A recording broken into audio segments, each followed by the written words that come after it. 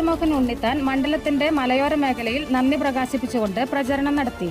പുളിങ്ങോത്ത് നിന്നും രാവിലെ ആരംഭിച്ച യാത്ര 11 മണിയോടുകൂടി ചെറുപുഴയിൽ എത്തിച്ചേർന്നു. എത്തുകയാണ് ഈ വാഹനത്തിന് തൊട്ടു പിന്നിലായി. എന്നും നിങ്ങളോടൊപ്പം നിന്ന് ഈ നാടിന്റെ വികസനത്തിനായി ശ്രീ രാജ്മോഹൻ ഉണ്ണിത്താൻ ഉണ്ടാകുമെന്ന് UDF ഉറപ്പു നൽകുന്നു. ഇന്ത്യൻ ജനാധിപത്യത്തിന്റെ കാവലായി കരുത്തായി ശ്രീ രാജ്മോഹൻ ഉണ്ണിത്താൻ ലോക്സഭയിൽ എത്തിയിരിക്കുകയാണ്. അതിനായി അക്ഷീണം പ്രവർത്തിച്ച എല്ലാ UDF പ്രവർത്തകരെയും വോട്ടർമാരെയും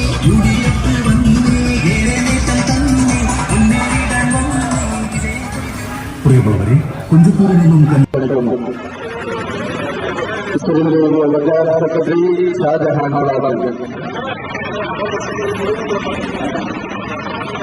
കാസർഗോഡിന്റെ ശബ്ദം മുഖരിതമാക്കാൻ പരമാവധി ശ്രമിച്ചിട്ടുണ്ട്. ജനകീയ വിഷയങ്ങൾ ഏറ്റെടുത്ത് ശക്തമായ നിലപാട് ഞാൻ പാർലമെന്റിൽ സ്വീകരിച്ചിട്ടുണ്ട്. കാസർഗോഡ് എയിംസ് കൊണ്ടുവരാൻ വേണ്ടി എൻഡോസൾഫാന്റെ ഇരകൾക്ക് ഒരു പ്രത്യേക പാക്കേജ് ഏർപ്പെടുത്താൻ വേണ്ടി, കുടുംബശ്രീ ആശാവർക്കർമാർ ജീവനക്കാരാക്കാൻ വേണ്ടി, മണിപ്പൂരിലെ ജനങ്ങളെ കൊന്നൊടുക്കിക്കൊണ്ടിരുന്ന കിരാതമായ നടപടിക്കെതിരെ ശക്തമായ നിലപാട് പാർലമെന്റിൽ പുറത്ത് 24 മണിക്കൂർ ഞാൻ നിരാഹാരം നടത്തി. പൗരത്വ നിയമം ഭേദഗതി ചെയ്ത് ഏകീകൃതമായ സിവിൽ കോഡ് കൊണ്ടുവന്ന് ഇന്ത്യയിലെ പൗരന്മാരെ 2 തരം പൗരന്മാരാക്കി ചിത്രീകരിക്കാൻ ശ്രമിച്ചതിനെതിരെയും ശക്തമായ നിലപാടെടുത്ത ഒരാളാണ് ഞാൻ. 5 വർഷക്കാലം നിങ്ങളുടെ സുഖത്തിലും ദുഃഖത്തിലും ഞാൻ ഉണ്ടായിരുന്നു. നിങ്ങൾക്കറിയാം, പള്ളികളുടെ ഉത്സവങ്ങൾ, ഉറൂസുകൾ, പള്ളിപ്പെരുന്നാളുകൾ, ഉറഞ്ഞാടുന്ന തെയ്യങ്ങൾ, മുച്ചിലോട്ട് ഭഗവതി, വയനാട്ട് കുലവൻ, ഞാൻ പങ്കെടുക്കാത്ത സാംസ്കാരിക സമ്മേളനങ്ങൾ ഈ നാട്ടിൽ ഉണ്ടായിട്ടില്ല. എല്ലാത്തിനും ഒരു നിറസാന്നിധ്യമായി ഞാൻ പ്രവർത്തിച്ചിട്ടുണ്ട്. എൻ്റെ MP ഫണ്ട് പരമാവധി ജനങ്ങൾക്ക് കൊടുക്കാൻ ഞാൻ ശ്രമിച്ചിട്ടുണ്ട്. 267 ഹൈമാസ് ലൈറ്റുകൾ, 16 സ്കൂൾ ബസ്സുകൾ, 7 കമ്മ്യൂണിറ്റി ഹാളുകൾ പട്ടികജാതിക്കാർക്ക്, 50 ലക്ഷം രൂപയ്ക്ക് പട്ടികവർഗക്കാർക്ക്. ചുരുക്കി പറഞ്ഞാൽ, കോവിഡ് സമയത്ത് പരിയാരം മെഡിക്കൽ കോളേജിന് 60 ലക്ഷം രൂപയ്ക്ക് വെന്റിലേറ്റർ വാങ്ങിച്ചതടക്കം കഴിഞ്ഞ 5 വർഷം ജനങ്ങൾക്ക് ഉപകാരപ്രദമാകുന്ന മുഴുവൻ കാര്യങ്ങൾക്കും വേണ്ടി ഫണ്ട് ഉപയോഗിച്ചു. 5 വർഷക്കാലം ഞാൻ നടത്തിയ പ്രവർത്തനം, അതിനുള്ള അംഗീകാരമാണ് ഇപ്പോൾ 1,649 വോട്ട്.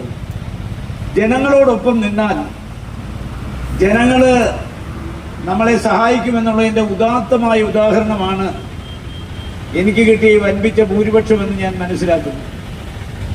ഇപ്പോൾ നമുക്കറിയാം, ഈ തെരഞ്ഞെടുപ്പ് വളരെ നിർണായകമായ തെരഞ്ഞെടുപ്പായിരുന്നു. പ്രധാനമന്ത്രി നേരിട്ടിറങ്ങി വർഗീയ പ്രചരണം നടത്തിയ തെരഞ്ഞെടുപ്പാണ്.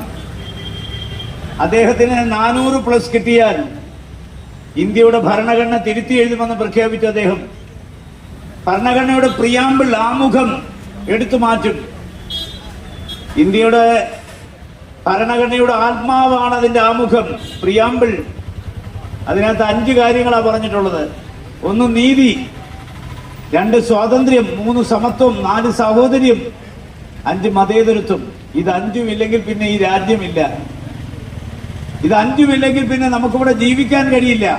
നീതിയില്ലെങ്കിൽ, സ്വാതന്ത്ര്യമില്ലെങ്കിൽ, സമത്വമില്ലെങ്കിൽ, സാഹോദര്യമില്ലെങ്കിൽ, മതേതരത്വം ഇല്ലെങ്കിൽ പിന്നെ എങ്ങനെയാണ് ഈ ബഹുസ്വരതയുടെ നാട്ടിൽ നമ്മൾ ജീവിക്കുക?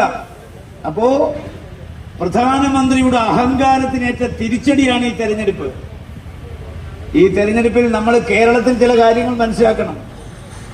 സീറ്റ് കൊടുത്താൽ രാഷ്ട്രീയം നോക്കില്ലായിരുന്നു. പക്ഷെ BJPയുടെ ദീർഘകാല പാരമ്പര്യമുള്ള ഒറ്റയാളെ ജനങ്ങൾ ജയിപ്പിക്കുന്നില്ല. വയനാട്ടിൽ രാഹുൽ ഗാന്ധിയെ മുട്ടുകുത്താൻ പോയ ഒരാള്. Saint Joseph's hospital, Karuvanchal. NABH pre-entry level accredited and ISO certified hospital. മലയോരത്തിന്റെ ചികിത്സാ മേഖലയിൽ അതുല്യമായ സേവന സന്നദ്ധതയുമായി 140 ബെഡുകളോടെ 24 മണിക്കൂറും പ്രവർത്തിച്ചു വരുന്നു.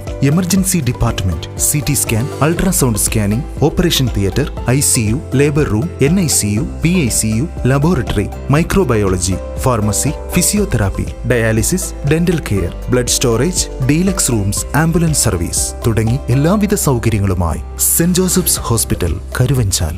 ഫോൺ 9400 062 912.